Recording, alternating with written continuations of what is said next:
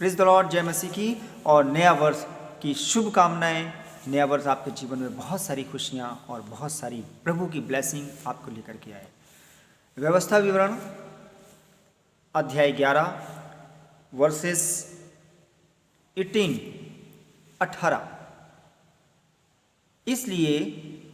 तुम मेरे ये वचन अपने मन और प्राण में धारण किए रहना और चिन्ह के रूप में अपने हाथों पर बांधना, और वे तुम्हारी आंखों के मध्य में टीके का काम दें, और तुम घर में बैठे मार्ग पर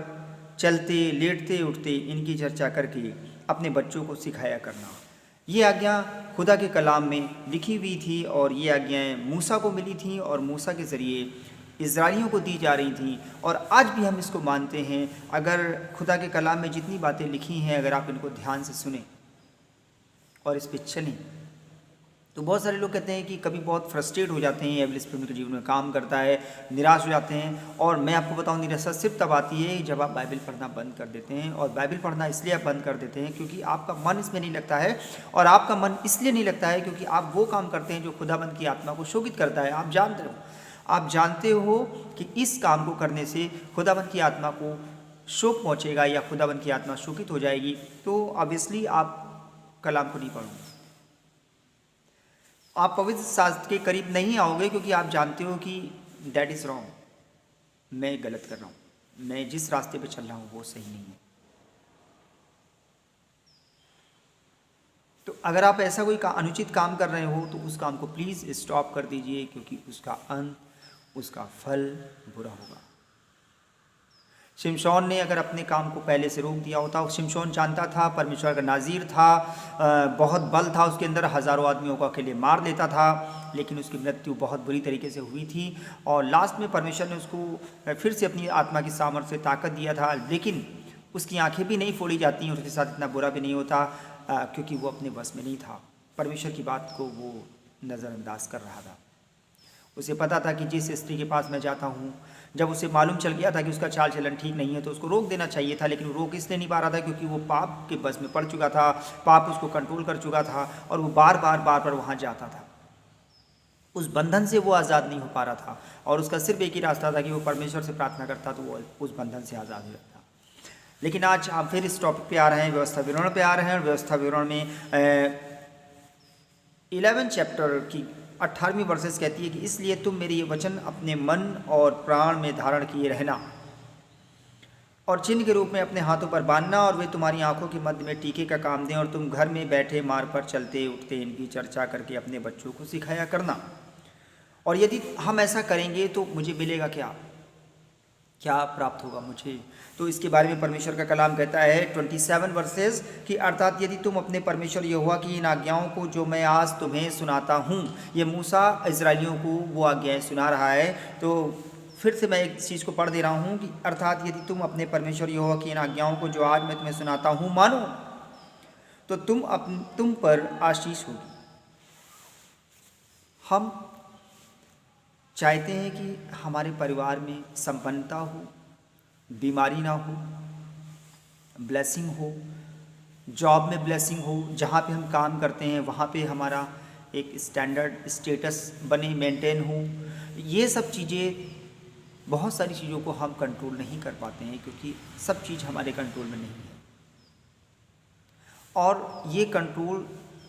बेहतर तब नहीं हो पाता है जब हम ऐसा कोई काम करने लग जाते हैं जो खुदाबंद की आत्मा को शोकित कर देता है। तो वहाँ से फिर खुदा की जो ब्लेसिंग है, या परमेश्वर जब हमारे साथ साथ नहीं रहता है, या हम परमेश्वर के साथ नहीं चल पाते हैं, तो फिर इसका नुकसान हमको होना शुरू हो जाता है। अगर ये व्यवस्था की पुस्तक, ये बाइबल जो पवित्र शास्त्र है, अगर आप इसको पढ़ें और इस पर समय दें, इसके अनुसार सुबह उठ के इसको मनन करें, वापस घर आते वक्त भी इसको मनन करें, तो परमेश्वर आपको आशीष देगा। आपके जीवन से वो सारी कमी घटी दूर हो जाएगी जिसे हम दूर नहीं कर पा रहे। मैंने आपसे एक बात और कही है, शिमशोन का उदाहरण बीच में भी लिया था। शिमशोन परमेश्वर का नाज़ीर था, उसे जानता था, उसे मालूम था कि वो जो कर रहा है वो उचित नहीं, परमेश्वर की दृष्टि में ठीक नहीं है, क्योंकि वो बार बार उसी स्त्री के पास जा रहा था।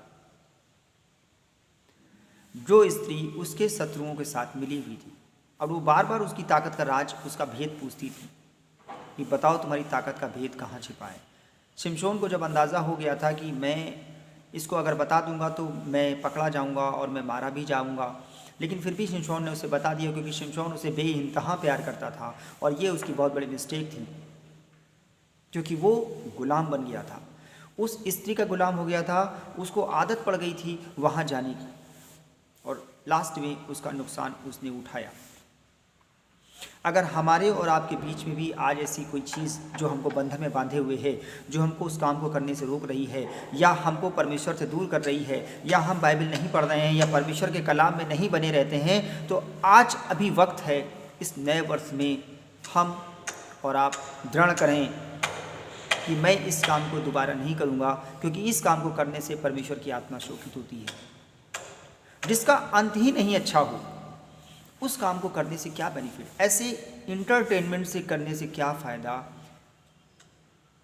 जिसका अंत बुरा हो।